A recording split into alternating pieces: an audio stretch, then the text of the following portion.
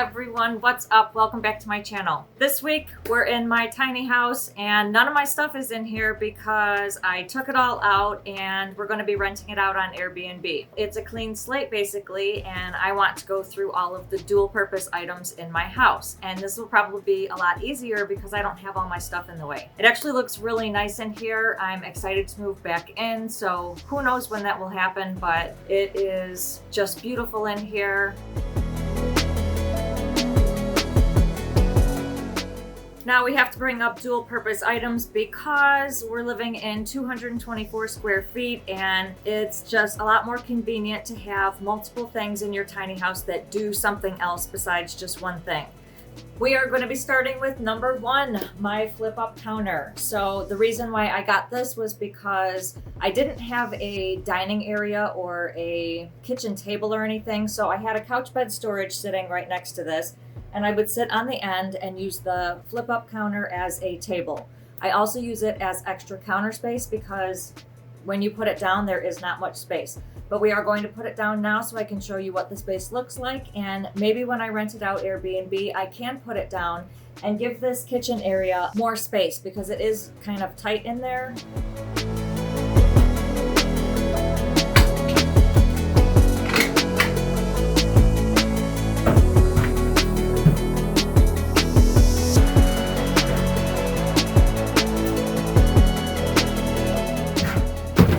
Well, the wheel well is in the way, so the table can't really go any further, so it is going to stay tight in that area, but it does give that person maybe a little bit more room to sit down, except those baskets are in the way and they are still there when the counter is down, but it does open the space up a little bit. I don't think Airbnb guests would need too much counter space. They might or might not cook something, but if they need the counter space, they can put it up. Maybe I leave it down just to make it look more spacious. We'll put the garbage can back there and see what it looks like.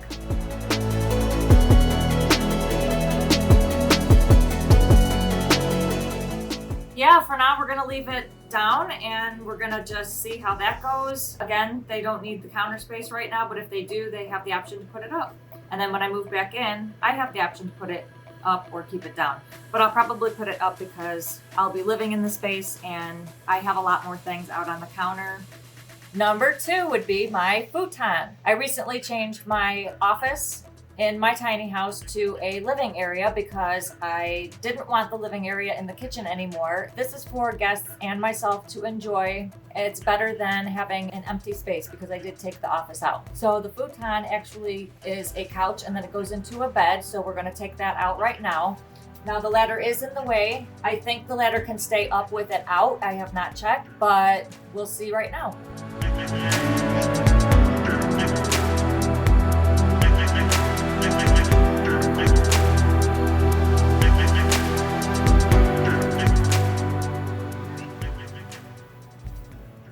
Not bad.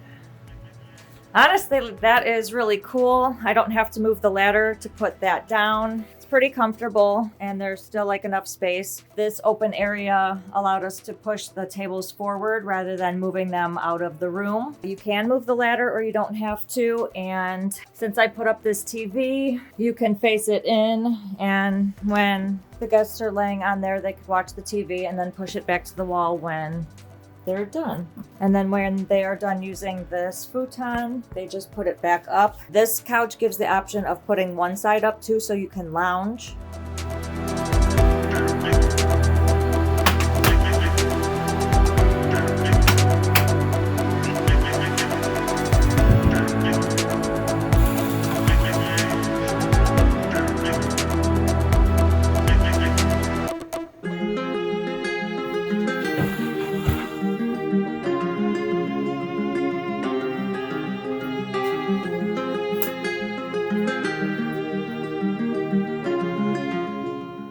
Number three would be my storage stairs. Most of my storage stairs do open, but some of them do not. In fact, after I had my tiny house built, I put another storage stair in there by adding a hinge. So it made it extra storage. I started living comfortably, and of course, when you're doing that, you sometimes start adding more stuff. So it did come in handy. Now these bottom two I had as shoe storage. Actually, I had some other stuff in here too, like tools and stuff, but this one and this one was shoe storage for a while. This is to get into the cat litter box, so that's another dual purpose with that, is that in this storage staircase, this goes inside here, but we'll get to that later. All of them open so that you can have out of sight, out of mind storage. And if you build your tiny houses this way, it comes in handy. It's one of the things that was most important to me to have in a tiny house was extra storage, but out of sight, out of mind. And that's where I decided to put them.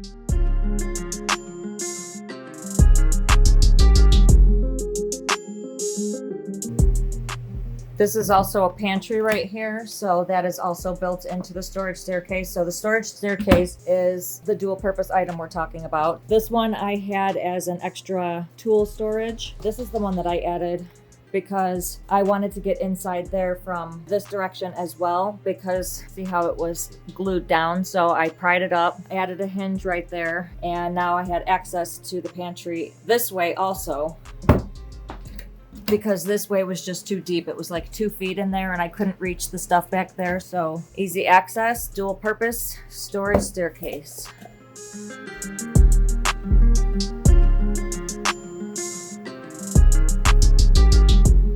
Next, as far as the storage staircase dual purposes go, this I made into a litter box area, which comes complete with a door that they can go in and out. Then you open this area and I put a litter box inside there, and it's an angle litter box because there's a door in there they can get through to the litter box, and then they keep all the litter inside there. I also had it vented out so the dust and the odors go outside as opposed to accumulating in the tiny house. Above it in the storage stairs is this triangle pantry, and that's where I had put the extra hinge on that so that I can access it from there. I was also able to fit my convection oven in here, as well as more pantry storage.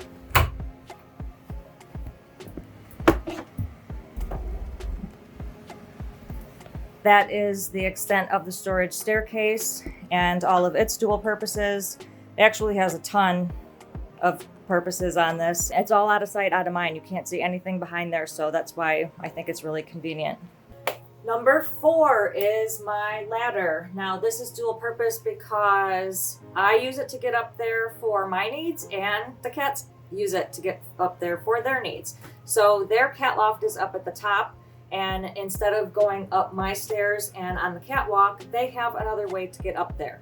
But it's also there for me to get up to clean up there, to put stuff up there, decorate, or whatever. And if I have guests, then they too have an access point up there. Number 5 would be my catwalk, which is my favorite part of my tiny house. And the reason why is because it has this rustic railing. So I really, really love this, and it leads from my bedroom loft to the cat loft. It is dual purpose because I don't have to use it as a catwalk, but I could use it as storage. I could put decor up here. The cats use it. I get up here to clean. So it is very convenient that it's in the tiny house. It adds some extra flair, and it's dual purpose. Number 6 would be the step up into my office. Now, not everybody has this 3-layer room, so I've got the cat loft upstairs. This is its own separate office, and then this is different, so it needed a stair. This stair can also open and be used as storage. It can also be taken out all the way and use that as storage.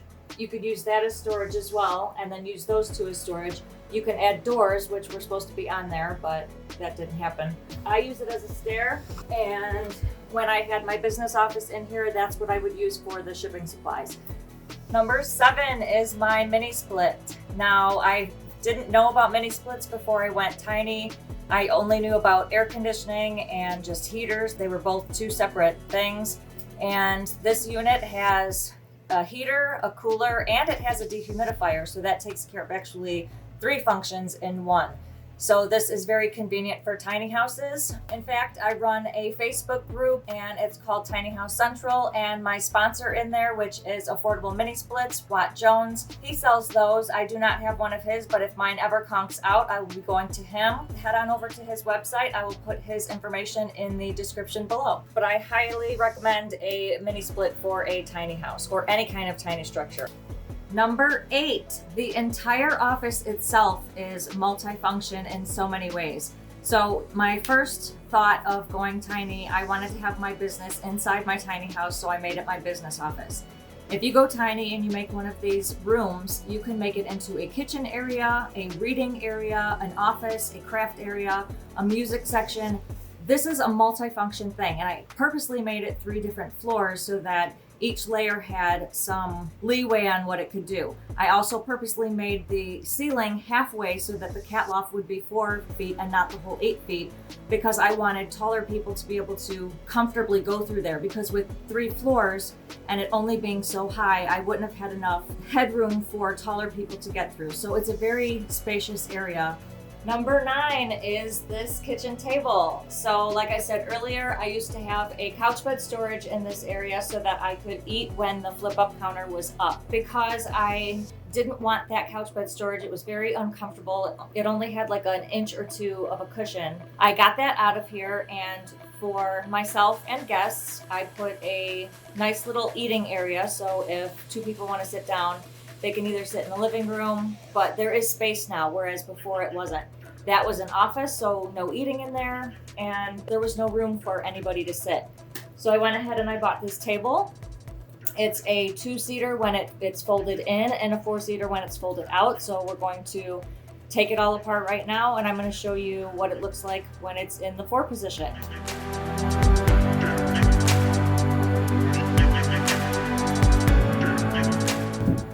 Now, one note on this table, it was too short when I bought it, and the chairs I had to buy separately on Amazon, so they did not fit when I initially put this together. I did a video about where I switched this out. You guys can check it out right there. What I did was I put wheels on the bottom so that it raised it about 1 inch and the chairs were able to fit underneath.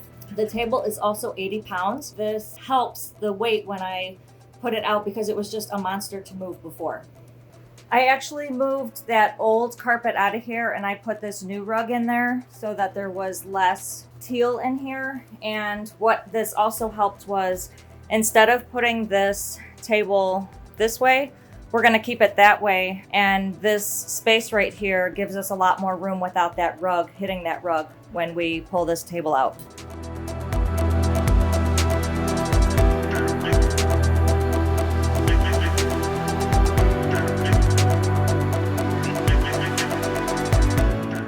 It gives room on both sides for the time being, even though it takes up that whole space. But again, we are tiny living, so these are dual purpose items. And honestly, I am amazed at how well these wheels are working on making this 80-pound table like so much easier to move. It makes it like 60 pounds lighter.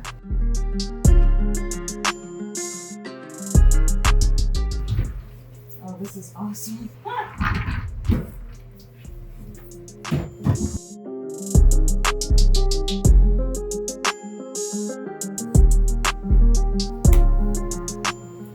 Now, number 10 would be the bottom storage of this office right here. So the office itself is dual purpose, but these things on the side also open, and it's about 2 feet or more back. And I used to have my craft show stuff in there, but I took it out.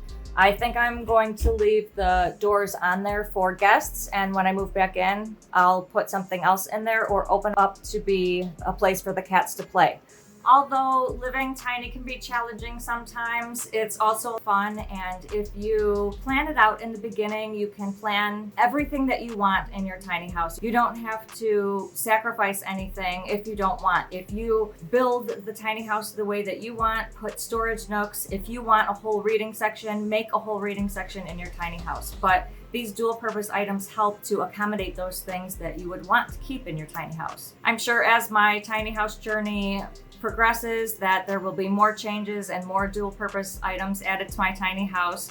So we'll see. If you guys like this video, please give it a big thumbs up and don't forget to hit that subscribe button below and click the notifications bell so you could receive a notification every time I post a new video, which is every Sunday. Thank you guys so much for watching. I will see you in the next video. So, don't put that in. So don't put that in. And one of the reasons why is it because don't put that. One of the reasons why is because they have, don't put that. One of the reasons why is because one of the reasons why is because I had these rustic, don't put that. Don't put any of this.